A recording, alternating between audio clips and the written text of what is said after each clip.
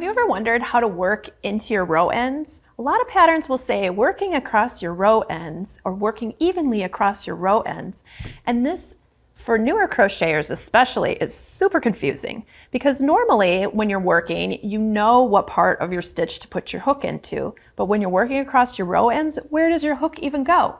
So in this video, I'm going to be demonstrating how to work across your row ends, talk about where to put your hook, and also I'm going to be talking a little bit about how to make sure that your stitches are going to come out even on the ends. Okay, so if you take a look at this sample, this one has been bound around with a single crochet border. I have worked into my row ends. I worked back and forth in this direction, and then I worked into my row ends here, across here, up here.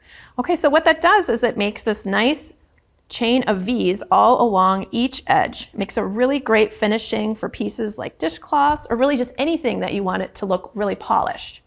So that's oftentimes why we're working into our row ends. Another reason you might be working into your row ends is for shaping something or just switching direction in the way that you're crocheting. Maybe you're crocheting this direction on a shirt front, and then you're going to crochet in this direction on a sleeve or something like that. So there's lots of reasons to do it. And in this sample here, I have just worked back and forth in half double crochet, and you can see along the edges it's a little bit bumpy here. That's because I have not worked into my row ends, and that's what I'm going to be showing you.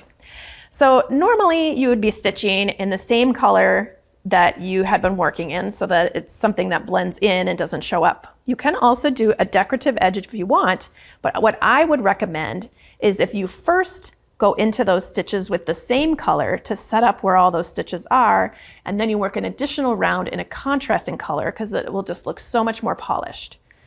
So in this case, I'm just going to be joining my yarn here, and we're just going to pretend that I have just ended across my row. I'm still using the same yarn strand that I used to crochet. Let's just pretend.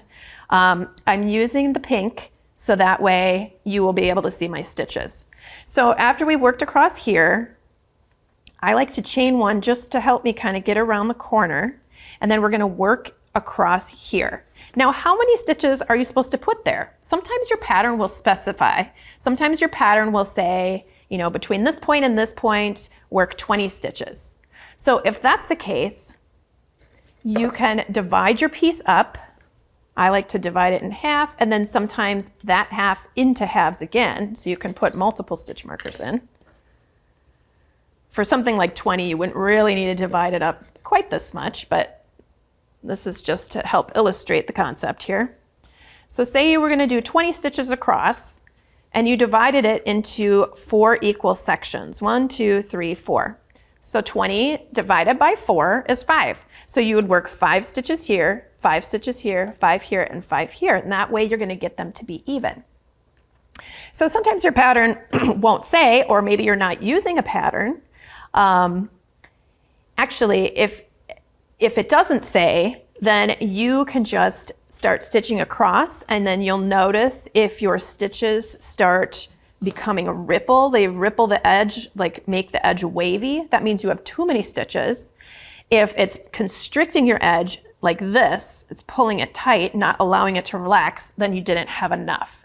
So one way to avoid either of those situations and to just know how many you're supposed to be making is you can take your finished edge of the piece and fold it like this and mark out about how, so this goes to about here on the piece. So we'll just count up the amount of stitches from this point. 1, 2, 3, 4, 5, 6, 7, 8, 9, 10, 11, 12, 13, 14, 15, 16. So we would put 16 stitches across here because that's how many stitches we had in this direction. So we can go ahead and do that. Either way you do it, you can just, you know, begin to work across and then just make sure that you're noticing what your fabric is looking like. Make sure you're noticing if it's getting ripply or if it's being constricted like this. Either way, you're going to have to fix that. You can either fix that by changing your hook size, or you can add more stitches or subtract some stitches if you want to. Either way.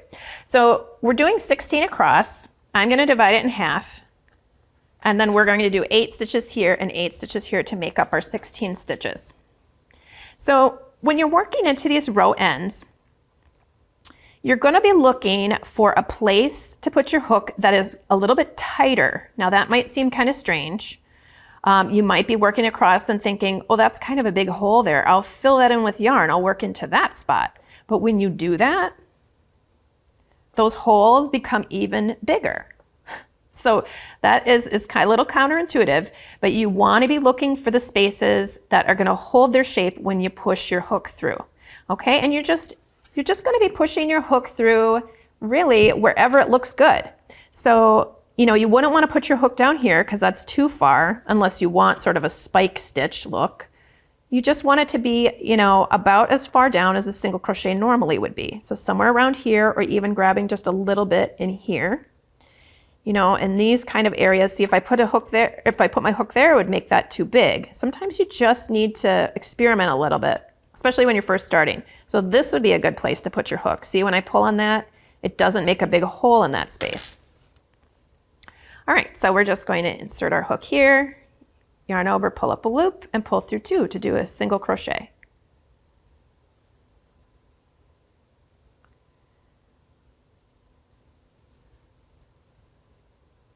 So I'm seeking out all those places where it's just a little harder to push your hook through. And I have my finger behind, right behind my work, which is normally where it is, but that's extra important for doing this type of thing. When you're trying to get your hook through a tighter space, it can help you if you have something to push on from behind. So let's see, we have 1, 2, 3, 4, 5, 6. And then if we wanted to do 2 more, looks like we don't really need to though, because maybe my single crochets are a little wider than my half double crochets. Just taking a look at this edge, it does not look like it's either being constricted or being stretched out. It looks maybe just a tiny bit stretched out, but not enough to change it. It looks actually pretty good. So we'll continue across, making our stitches.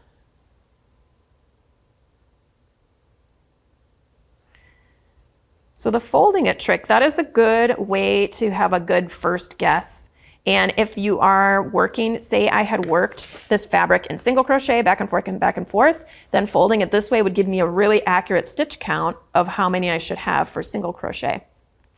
But if you're doing a different stitch back and forth, stitches actually have slightly different widths than each other. We normally think of stitches as all kind of being about the same width, but they're really not. So it could change a little bit. That's what I'm suspecting, changed a little bit. And also when you're working in the row ends, you might be working slightly different, like with different tension, pulling your loops up just a little bit differently because you're kind of fishing around in there, looking for the proper place to put your hook. So that can also affect your tension a little too. So really the most important thing is to be looking at your piece and seeing if it's rippling or pulling in, and just kind of feeling around in there for the places that aren't going to create large holes in your work.